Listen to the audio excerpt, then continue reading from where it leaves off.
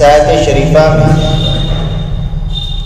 شفاعت اور سفارش کا تذکرہ ہے،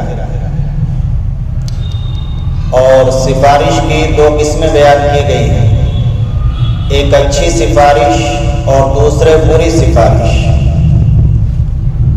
اچھی سفارش کرنے کی وجہ سے آدمی عند اللہ ماجور ہوگا، اس پر اجر و ثواب اس کو ملے گا، اور بری سفارش کرنے کی وجہ سے انسان گناہ میں شریک ہوگا، گناہوں کا بوجھ اس کے ذمے ہوگا۔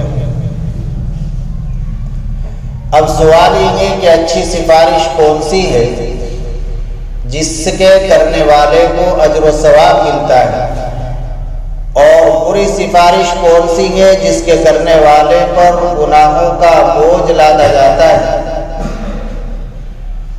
تو اچھی سفارش وہ ہے کہ جو جائز اور مشروع کام کی جائز طریقے کے مطابق کی جائے۔ جس کام کی سفارش کی جا رہی ہے، جس چیز کی سفارش کی جا رہی ہے، وہ کام جائز ہو، مشروع ہو، ناجائز اور غیر مشروع نہ ہو۔ پھر سفارش کرنے کا طریقہ جائز طریقہ ہو، شرعی طریقہ ہو، غیر شرعی طریقہ نہ ہو۔ جو سفارش ایسی نہیں ہوگی وہ بری سفارش ہوگی۔ سفارش گناہ کے کام کی ہے تو بری سفارش، جس طریقے سے گناہ کرنے والے کو عذاب ہوگا، سزا ملے گی، تو ایسے ہی گناہ کے کام کی سفارش کرنے والے کو بھی سزا ملے گی۔ اور اگر ہے تو جائز کام ہی، مشروع کام ہی، لیکن طریقہ اس کا جائز اختیار نہیں کر رہا ہے، ناجائز طریقہ، غیر شرعی طریقہ، خلاف حدیث طریقہ اختیار کر رہا ہے، تو پھر بھی اس پر گناہ ہوگا بجائے ثواب کے۔ آدمی کسی کی سفارش کرے اچھے کام میں، اصل شفاعت کا لفظ قرآن نے استعمال کیا ہے، عربی میں سفارش کو شفاعت کہتے ہیں۔ شفاعت کے معنی ہے ملانا، ملنا ملانا۔ شفاعہ جوڑے کے لیے بولا جاتا ہے، جوڑے کے لیے، تو ملنا ملانے کو سفارش کہتے ہیں، شفاعت کہتے ہیں۔ سفارش میں بھی یہی ہوتا ہے، اس کی حقیقت یہی ہے کہ ایک آدمی ہے کہ جو بڑے آدمی سے کوئی کام اپنا کرانا چاہتا ہے، لیکن وہاں تک اس کی رسائی نہیں ہو سکتی، یا وہاں وہ اپنی بات پورے طریقے سے پیش نہیں کر سکتا اچھے طریقے سے۔ اب کسی انسان کے ذریعے وہ اپنی بات وہاں پہنچا دیتا ہے، وہ انسان اس کی بات اچھے طریقے سے وہاں پہنچا دیتا ہے، تو یہ سفارش ہے۔ تو پہلی بات تو یہ کہ سفارش کرنے والا، دوسرے کی بات آگے پہنچانے والا، کسی بڑے سے کہنے والا کہ اس کا یہ کام کر دیجئے، وہ یہ غور کر لے کہ جس کام کی میں سفارش کر رہا ہوں وہ کام جائز ہے یا نہیں۔ اگر جائز ہے تو تب تو قدم بڑھائے، اگر وہ کام ناجائز ہے، شریعت کے خلاف ہے، تو پھر اس کی بالکل سفارش نہ کرے۔ سفارش کرنے پر تبھی اجر ملے گا جب وہ کام جائز ہے۔ اگر وہ کام ناجائز ہے پھر اس کی سفارش کرنے پر اجر و ثواب نہیں ملے گا۔ کوئی آپ سے ناجائز کام کرانے کا مطالبہ کرنے لگے تو اس کی سفارش کرنا ناجائز ہوگا۔ دوسری بات یہ ضروری ہے کہ طریقہ بھی جائز ہونا چاہیے۔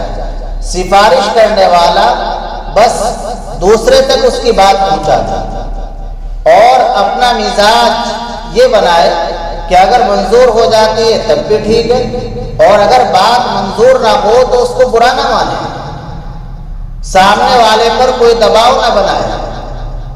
اگر دباؤ بنا رہا ہے سامنے والے پر تو پھر یہ شفاعت اور سفارش نہیں ہوگی، بلکہ یہ اکرام، زبردستی ہوگی، اور کسی کی مرضی کے خلاف کرنا ہوگا، اس کے اختیار کو چھیننا ہوگا، جو ایک طرح سے ظلم ہے، زیادتی ہے۔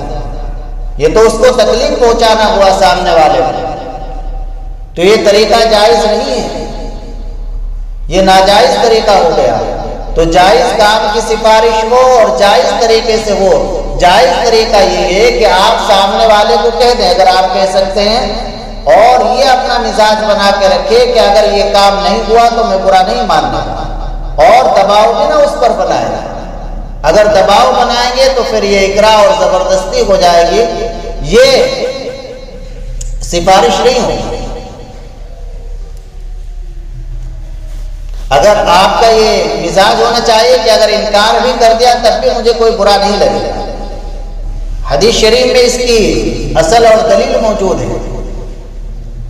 حضرت عائشہ رضی اللہ تعالی عنہ کی آزاد کردہ ایک کنیز تھی جن کا نام بریرہ،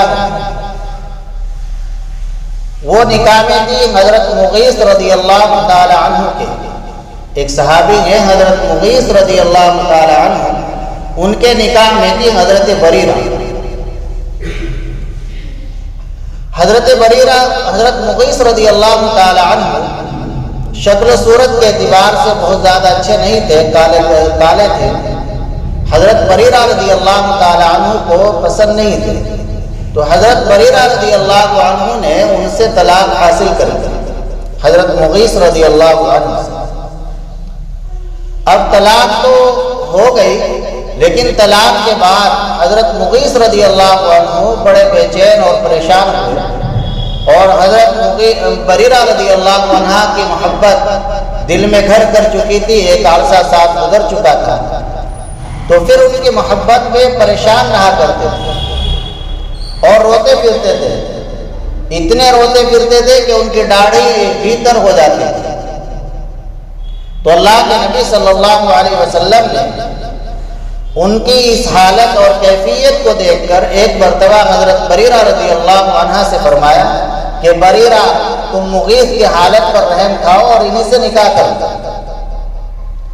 تو حضرت بریرہ رضی اللہ تعالی عنہ نے عرض کیا، اے اللہ کے نبی، یہ بتلائیے یہ آپ کا حکم ہے یا آپ سفارش فرما رہے ہیں؟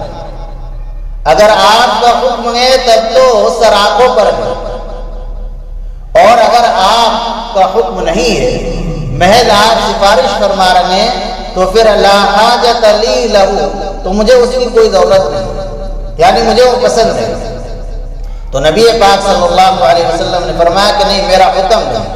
اور آپ نے ان کی بات دیکھو، اتنے بڑے آدمی جن سے بڑا کوئی انسان ہو ہی نہیں سکتا، وہ بھی ایک اپنے گھر کی کنیز باندھی کی بات پر برا نہیں مانا، نہیں سفارش منظور کی، تو ٹھیک ہے۔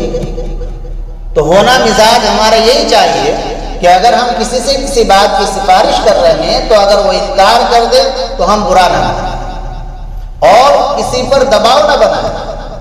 اگر دباؤ بنائیں گے تو اس سے تو اس کو اذیت پہنچے گی، تکلیف پہنچے گی، اور یاد رہے کہ تذیت اور تکلیف پہنچانا یہ مسلمان کا کام ہے۔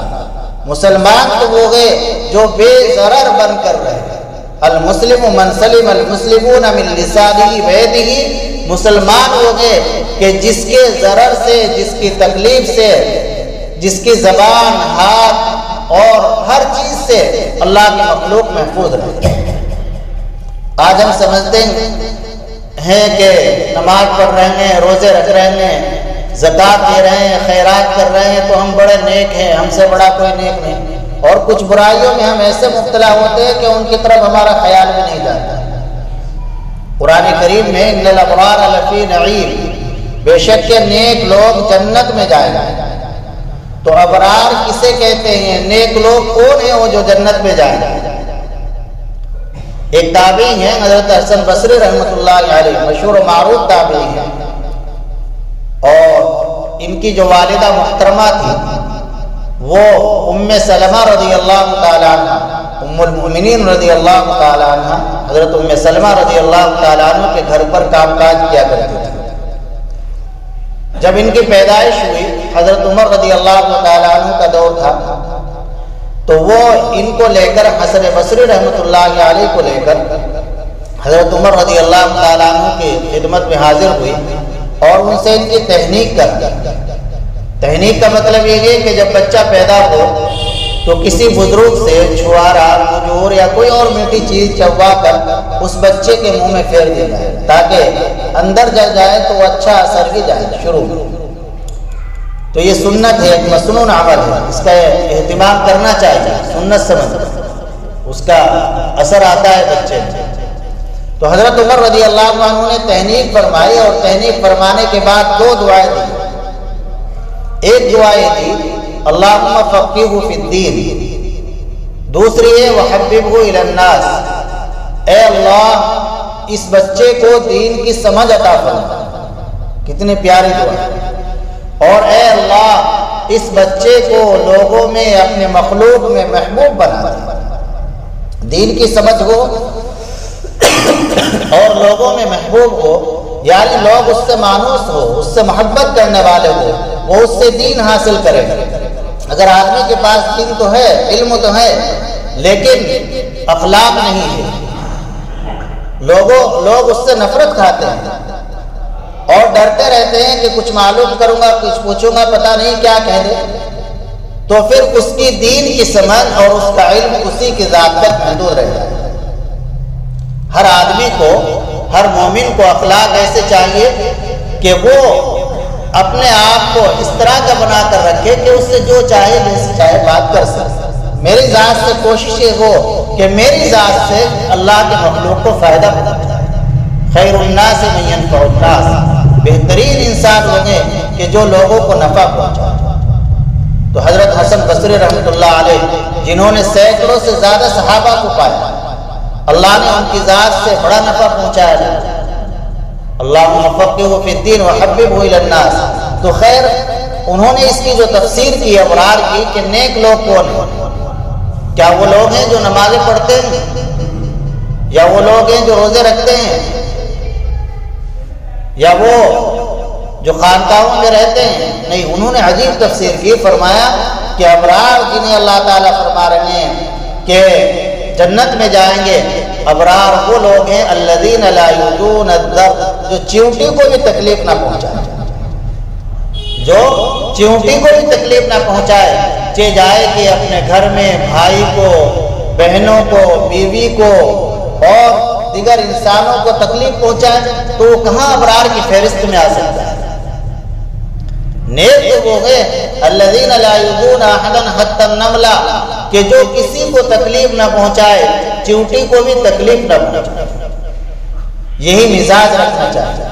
کتنے لوگ ہیں بڑے دیندار ہیں، نمازیں پڑھتے ہیں، روزے رکھتے ہیں، زکوٰۃ دیتے ہیں اور چلے لگاتے ہیں، لیکن بیویوں کے ساتھ ظلم کا رویہ ہے، بیویوں کو ستاتے ہیں، گھر میں بیوی کو ستاتے ہیں، اور اپنے آپ بڑے دیندار بنے ہوئے، دنیا کی ہر کمی بیوی کے اندر نظر آتی ہے۔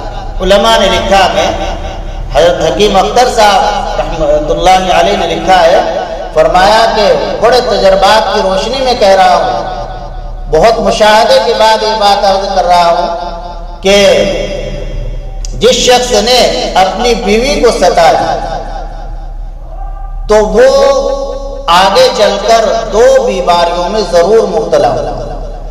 کان کھول کر سنو، جس نے بھی اپنی بیوی کو ستایا تو وہ دو بیماریوں میں ضرور مبتلا ہوا۔ حضرت فرماتے ہیں دنیا دیکھی ہوئی ان کی، بڑے اسرار ہوئے، بڑے اچھے خطابات ہیں ان کے، تو ایک یہ کہ ہم نے دیکھا کہ وہ کینسر میں مبتلا ہوا، یا پھر فالج میں مبتلا ہوا، یا پھر فالج میں مبتلا ہوا۔